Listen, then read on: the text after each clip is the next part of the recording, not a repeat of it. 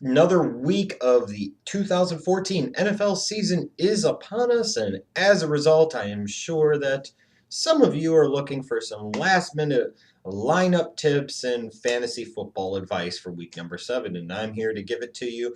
And keep in mind, if you have some last minute fantasy football questions that aren't addressed by the weekly weekend fantasy football Q&A, then make sure you go to Twitter, pfspot_Schlegel on Sunday morning and tweet your questions to me. I'll try to help out as many of you as I can. And I hope in a lot of your cases that I've helped you so far this fantasy football season. I believe I have. Not everybody, but most people that have asked for my help have been helped indeed. All right, so let's go. Week number 7, fantasy football sit start according to me. And then at the end of it, I will talk about some players you need to keep your eyes on in terms of the waiver wire that could potentially either help you out in the short term or more especially in the long term. Quarterbacks, I'd probably sit this week. I might say Eli Manning going up against Dallas. That performance against the Eagles last week was doo-doo. And with the way that the Cowboys control the clock and time of possession, I'm just not sure how many opportunities Eli Manning is going to have. And then I look at Matt Ryan going up against the Baltimore Ravens. You would think Matt Ryan would put up explosive numbers against a bad Bears defense, and he just didn't. So it makes me wonder how he's going to do against a better Baltimore defense. Quarterbacks to consider starting this week. I look at Russell Wilson of the Seahawks going against the Rams. I think that matchup is pretty good for him. Joe Flacco going against Atlanta's defense, I think almost makes him a must start, especially coming off of the 5-touchdown first half that he had last week. And then believe it or not, I got to go with Kirk Cousins because even though he in real life hasn't been that good, and the Redskins most certainly haven't been very good from a fantasy football standpoint, Kirk Cousins has been very, very good.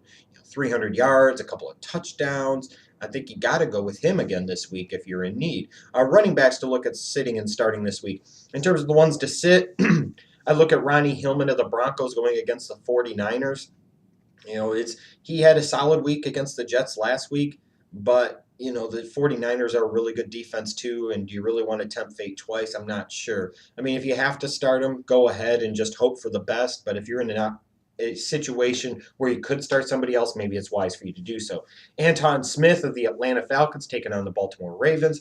I know a lot of people probably picked him up in part because of his propensity for big plays.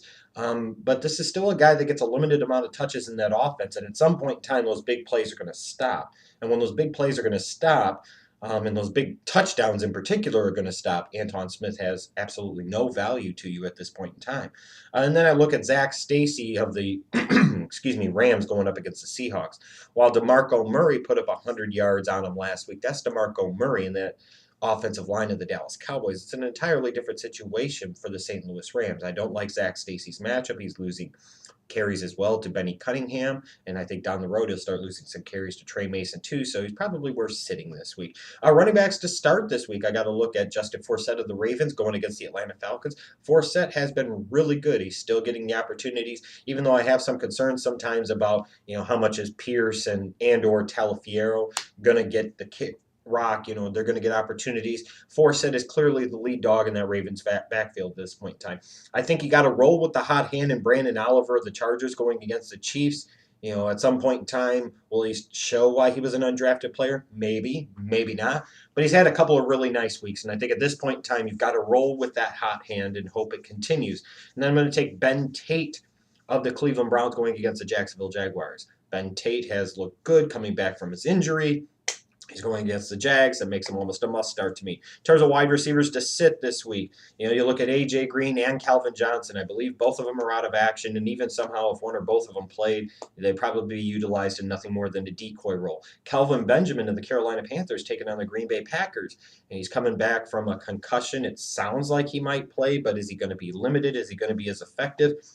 And furthermore, when you look at Calvin Benjamin's numbers right now, you almost look at him and you say, he's due for a little bit of a regression at some point in time in the middle of the season.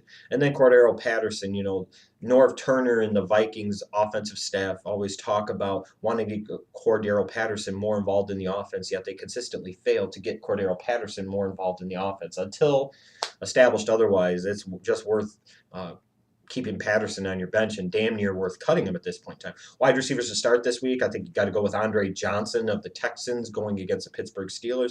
The Steelers secondary is doo-doo, and even though Fitzpatrick is kind of doo-doo, Andre Johnson could still have a big day against him. I got to go with Cecil Shorts of the Jaguars going against the Cleveland Browns. Believe it or not, this is how sad it is sometimes. I had several fantasy football related dreams last night, and one of them, for some reason, was that Cecil Shorts would catch a touchdown pass in week number 7. I'm not saying that's true, but if it ends up proving out to be true, then how prophetic would I look? But in general, I like the matchup of Cecil Shorts going against that Browns defense that really hasn't been able to stop too much of anyone this year, except maybe the Steelers last week.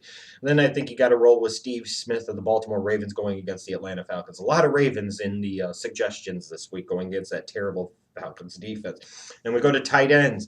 Larry Donnell is probably one to sit. Maybe the last 2 weeks have been more of a showing of what he actually is, but in part it's been that the Giants have had to keep him in, especially in the Eagles game, to provide additional protection for Eli Manning. Now, he did have a touchdown pass taken back due to penalty, but in general, he just hasn't been targeted a lot, hasn't had a lot of opportunities the past 2 weeks. You don't want to really run the risk of getting a goose egg or maybe 1 or 2 points from him this week, do you? Now, he could bounce out of it this week, especially with the injury to Victor Cruz. They might need Larry Donnell more in the passing game, but a couple of bad performances, a couple of minimal point outputs. You don't want that again. And Jimmy Graham, it's one of those things, if you don't have a better option, then maybe you have to roll with him and just gamble. But if you do have a better option, like let's say you have a Dwayne Allen or a Jordan Cameron or a Jordan Reed, you got to roll with those guys. I think all of those guys are worthy of a start this week. I just don't think you could take the risk with Jimmy Graham if you have somebody else that could potentially provide you some points at the tight end position. Like I said, guys, I would say start this week like Dwayne Allen or Jordan Cameron or Jordan Reed. In terms of defenses this week, I don't think you want to play Carolina's defense against Green Bay. I don't think you want to play Cincinnati's defense against Indianapolis. I do think you probably want to play Arizona's defense against Oakland, and you probably want to play Seattle's defense against St. Louis. Not the biggest help in the world to you, I'm sure, but still solid advice.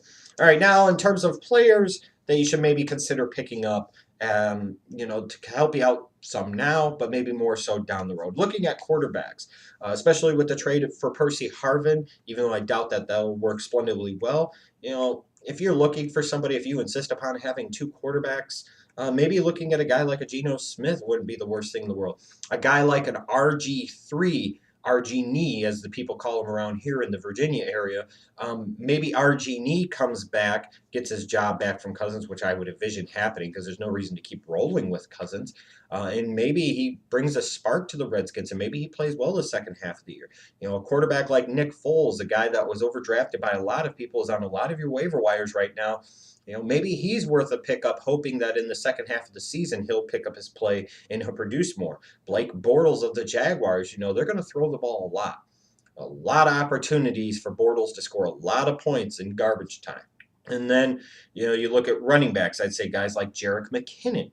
I think, he'll end up being the featured ball carrier for the Vikings for the rest of the season. James Starks of the Green Bay Packers. Mike McCarthy and that coaching staff has a lot of faith in him, a lot of trust in him. And if Eddie Lacy, who has a history of injuries and concussions, gets hurt again, they're going to roll with James Starks. So if you're in a situation where you have a pretty solid starting lineup, but you want to make sure that you're loaded on the bench, maybe a guy like James Starks, excuse me, is worth the hold, with the hope that maybe Eddie Lacy gets injured for your standpoint, so that way you can already have his backup on your bench. A guy like Jonathan Stewart of the Carolina Panthers, somebody's got to carry the ball in Carolina at some point in time.